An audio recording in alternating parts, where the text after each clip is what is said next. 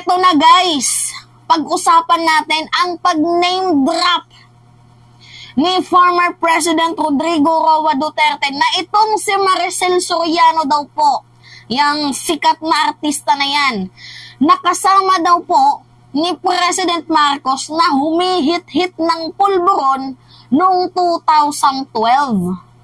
Talaga nga namang kinuha at pinatulan ni Digong ang chismis ni Maharlika. Mantakin nyo guys, lawyer oh. Lawyer. Ano yung sabi niya kay Pangulong PBBM noon? Nung isang araw? Yan si Marcos, second year college lang yan.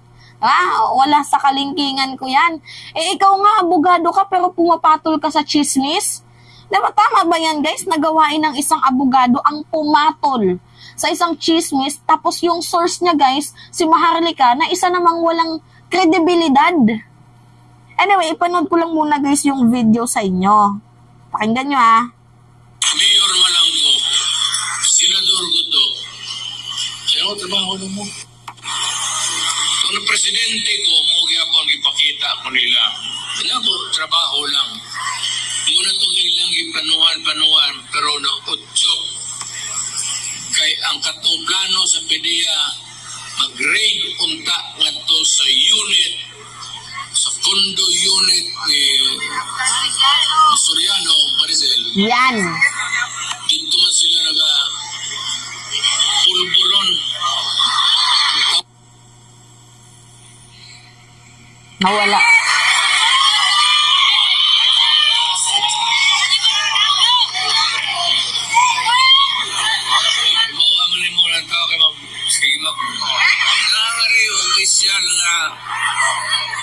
Usahay ka ng pagkos-puntang siguro. Hindi mo ba nang babagay mo? Muna. Kung dili, kung nakabantay mo nga rin. Kung sige ko ang simple. Diba sa kaya ako na yan? Napalipan niyo. Nagbugal-bugal ako sa kanina ka. Yan. Kita nyo. So, finish na guys. Minention niya na itong si Maricel Soriano na nagpupulburon. So, ibig sabihin, adik. Yan.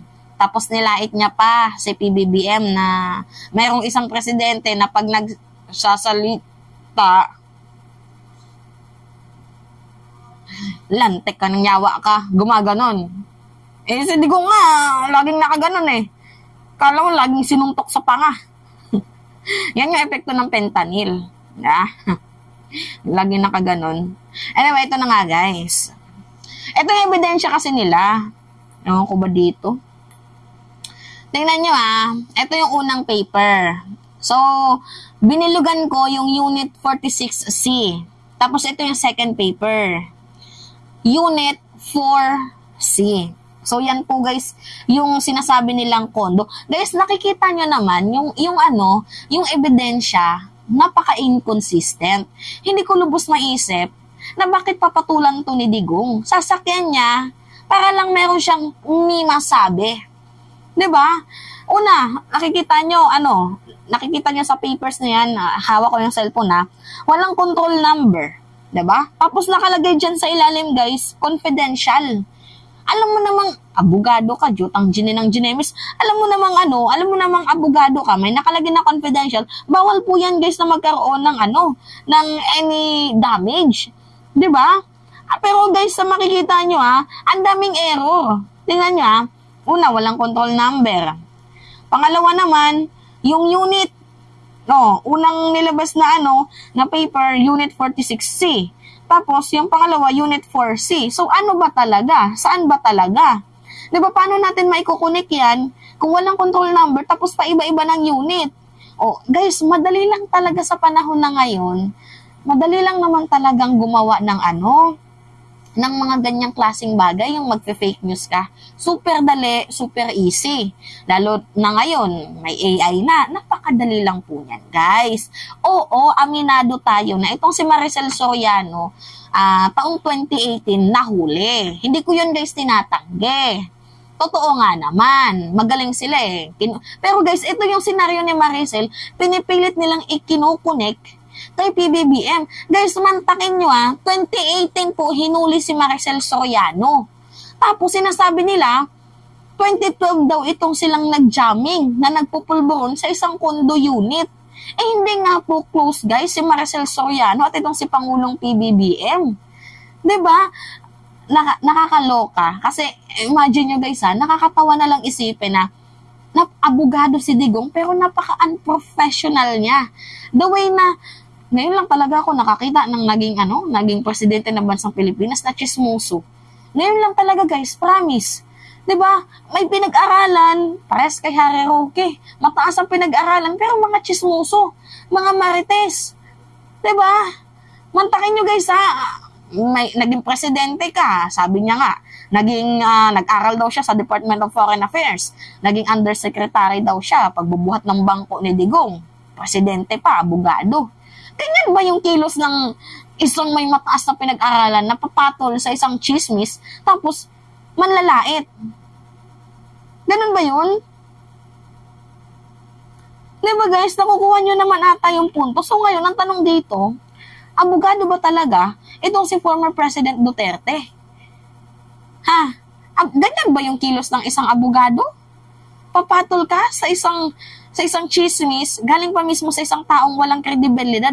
Alam ko guys, na itong kay Maricel Soriano, kinuha niya lang yan guys, dito kay Maharlika, para merong may masabi. Pero pag nagkabukingan na dyan guys, feeling ko nga, baka si Maricel Soriano magkaso.